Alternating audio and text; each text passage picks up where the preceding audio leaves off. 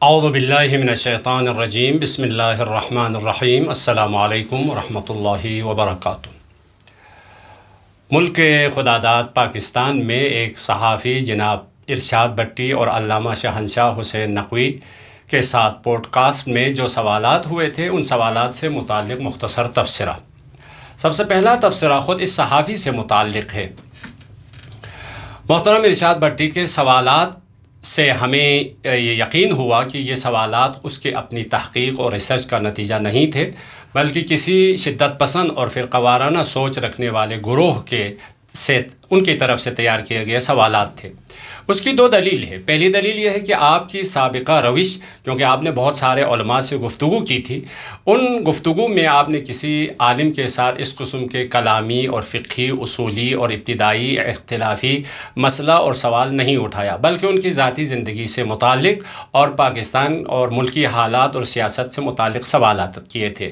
جبکہ آپ علامہ شہنشاہ حسین نقوی کے ساتھ گفتگو کر رہے تھے تو تمام کے تمام سوالات اختلافی، فقہی، کلامی اور اعتقادی سوالات تھے۔ اور ظاہر سی بات ہے، آپ کا پیشہ صحافت سے ہے تو صحافت سے متعلق ہی سوالات آپ کو جچتے ہیں اور ان کے جوابات بھی آپ کو سمجھ میں آئیں گے۔ تو جو آپ کے پیشے سے تعلق نہیں ہے، تو یہ آپ کا میدان نہیں تھا، تو سوال کرنا بھی بیجا تھا اور جواب بھی آپ کو سمجھ میں نہیں آ رہا تھا۔ دوسری دلیل یہ تھی کہ آپ ریٹن کی شکل میں، تحریر کی شکل میں بہت ساری عبارتیں اور نام پڑھنا چاہتے تھے، لیکن آپ غلط پڑھتے تھے۔ مثلا عمالی شیخ طوسی کو آپ عملی پڑھتے تھے، کلینی کو آپ کلنی پڑھتے تھے، من لا یحضرہ الفقیہ کو آپ یحضرہ الفقیہ پڑھتے تھے۔ ہمیں بڑا تعجب یہ ہوا کہ ایک مسلمان ہوتے ہوئے آپ اذان کو بھی صحیح طرح سے نہیں پڑھ سکتے تھے، اور بہت کوشش کرنے کے بعد بھی حی علی خیر العمل والا جملہ آپ نہیں پڑھ پائے۔ اور اسی طرح عربی کے ابتدائی اور خصوصاً ایک مسلمان کسی صحابی کا یا صحابیہ کا یا کسی محترم شخصیت کا نام لیتے ہیں تو کسی مذکر کے لیے انہو اور مؤنث کے لیے انہا ہوتا، آپ اس کے درمیان میں بھی فرق نہیں کر سکتے تھے۔ اس کے علاوہ ایک تیسرا نقطہ بھی ہے، وہ یہ ہے کہ آپ کا دعویٰ یہ تھا کہ میں ملک میں مسلمانوں کو جوڑنے کے لیے اور اتحاد کی فضا برقرار کرنے کے لیے کوشش کر رہا ہوں، جبکہ آپ کے سوالات کرنے کے انداز اور تنقید کا جو طریقہ کار تھا اور جواب نہ سننے کے آپ کی جو روش تھی، اس روش سے، اس انداز سے ہمیں ایسا لگ رہا تھا کہ آپ مسلمانوں کو مزید بھڑکانا چاہتے تھے، الجھانا چاہتے تھے، اور اس کا نتیجہ آپ نے سوشل میڈیا پر بھی دیکھا ہوگا۔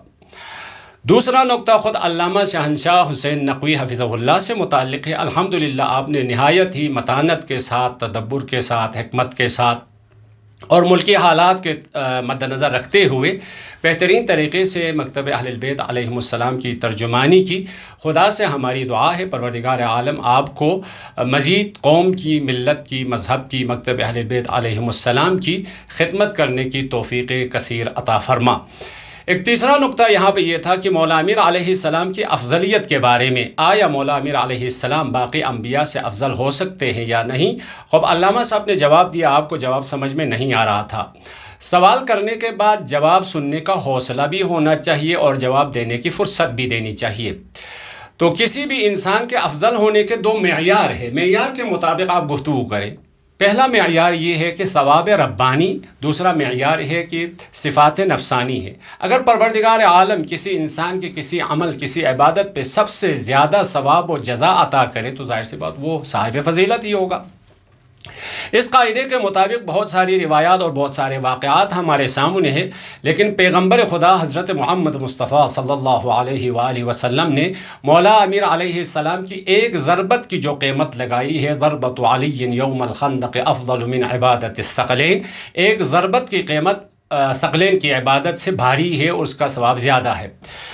دوسرا معیار صفات نفسانی ہے، کسی انسان کا علم زیادہ ہو، شجاعت زیادہ ہو، خدا کی اطاعت زیادہ ہو، عبادت زیادہ ہو، تو ظاہر سی بات ہے خلوص زیادہ ہو تو وہ انسان افضل ہو اور بہتر ہو سکتا ہے۔ اس کے علاوہ سورہ آیہ مباہلہ میں تمام مسلمانوں کا اتفاق ہے، آیہ مباہلہ میں، کیونکہ پیغمبر خدا حضرت محمد مصطفیٰ صلی اللہ علیہ وآلہ وسلم کی ذات گرامی تمام مخلوقات میں سے افضل مخلوق ہے۔ آیہ مباہلہ کے مطابق مولا امیر علیہ السلام نفس رسول اور جان رسول قرار دیا ہے، پس رسول جب افضل ہے تو نفس رسول بھی باقی تمام انبیاء سے افضل ہے۔ ایک چوتھا نقطہ یہ تھا کہ خلیفہ ثانی حضرت عمر کے قاتل کے بارے میں ابو لؤلؤ فیروز سے متعلق یہ بات ہو رہی تھی. یہ شیعہ تھا، ایرانی تھا، کیا تھا، کون تھا؟ دیکھیں اس کے بارے میں ابو لؤلؤ فیروز جس کا غلام تھا مغیرہ بن شعبہ ثقفی، جو جہان اسلام کے ایک بہت معروف و مشہور صحابی ہونے کے علاوہ سیاست مدار بھی اور جناب امیر شام کا بہت قریبی دوستوں میں سے رہا ہے، اس کا غلام تھا. غلام سے یعنی کیا مطلب؟ اس زمانے میں غلام آقا کی اجازت کے بغیر، آقا کے اشارے کے بغیر، آقا کے دستور کے بغیر، حکم کے بغیر کوئی بھی حرکت اور کوئی عمل اور کوئی کام نہیں کر سکتا ہے. ایک ایسے ماحول میں، ایک ایسے فضا میں، ایک ایسے محیط میں، ایک ایسے معاشرے میں ایک غلام آ کر خلیفہ مسلمین کو مسلمانوں کی مسجد میں قتل کرے، تو یہ بہت ہی حیرت انگیز واقعہ ہے. ایک غلام کو اتنی جرأت کیسے آ گئی؟ خب چلو ٹھیک ہے، اس غلام نے ایسا کام کر دیا، غلط کام تھا، ہم اس کی مذمت کرتے ہیں. یہ کام کر دیا، کام کرنے کے بعد اس کے آقا کی طرف سے کیا رد عمل ہے، اس کے کیا سلوک ہے، اس نے کیا سزا دینے کی تجویز دی؟ تو اصل میں ہم اس کے آقا کے پیچھے پڑنا چاہیے، جبکہ برادران اہل سنت ہمیں غلط ایڈریس دے کر یا ایرانی قوم کے پیچھے یا مذہب تشیع کے پیچھے لوگوں کو لگانے کی کوشش کرتے ہیں، جبکہ نہ ایرانی قوم سے اس کا تعلق ہے، کیونکہ بعض کتابوں میں لکھا ہے یہ افریقی تھا اور مسیحی تھا، نہ مکتب تشیع کا اس کا کوئی تعلق ہے. ایک اور نقطہ یہاں پہ یہ تھا کہ ارشاد بھٹی صاحب بار بار یہ کہہ رہے تھے آپ کی کتابوں میں ہے، آپ کی کتابوں میں ہے، تو یہ بات ذہن میں رکھنا ضروری ہے. ہمارے ہاں مکتب اہل بیت علیہم السلام کے ہاں قرآن مجید کے علاوہ کوئی بھی کتاب اول سے آخر تک صحیح ہو، جس طرح برادران اہل سنت کے ہاں صحیح بخاری اور صحیح مسلم گلے میں پھنسی ہوئی ہڈی ہے، صحیح سمجھتے ہیں. جبکہ صحیح کیوں سمجھتے ہیں ہمیں معلوم نہیں.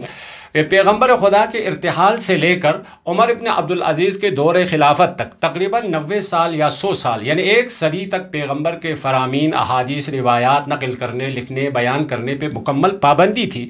100 سال گزرنے کے بعد حدیث کا ایک مجموعہ وجود میں آیا، پھر اس حدیث کے مجموعے کو صحیح قرار دے دیا. ہمارے ہاں کوئی ایسا مجموعہ نہیں ہے، لہٰذا ہماری کسی بھی کتاب میں، چاہے اصول کافی ہو، چاہے من لا یحضرہ الفقیہ ہو، چاہے وہ تہذیب ہو، چاہے وہ الاستبصار ہو، اس میں روایات پرکھنے کے ہمارے اپنے معیارات ہیں. مجتہدین علماء اپنے رجالی اور فقہی اصولی مبانی کے مطابق پرکھ کر اس روایت کا انتخاب کرتے ہیں اور اس کے مطابق حکم لگاتے ہیں. ایک اور یہاں پہ نقطہ تھا، وہ یہ کالا لباس کے بارے میں بڑا زور دے رہے تھے.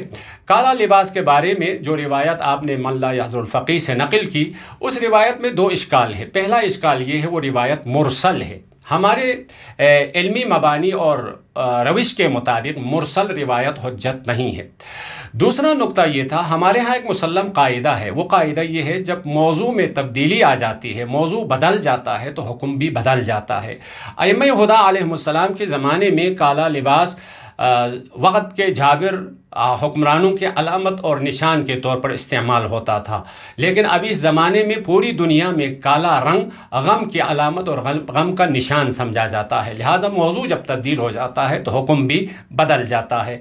تو ہماری گزارش یہ ہے تمام سننے والے اور دیکھنے والوں سے کہ ان نکات کو مد نظر رکھ کر اس گفتگو کو سننے کی کوشش کرنی چاہیے. اور ایک بار پھر علامہ شہنشاہ نقوی کا شکریہ ادا کرتے ہیں، اور ارشاد بھٹی کے ہماری نصیحت ہے کہ آپ اپنے پیشے سے متعلق ہی سوالات کریں تو آپ کی بھلائی اسی میں ہوگی.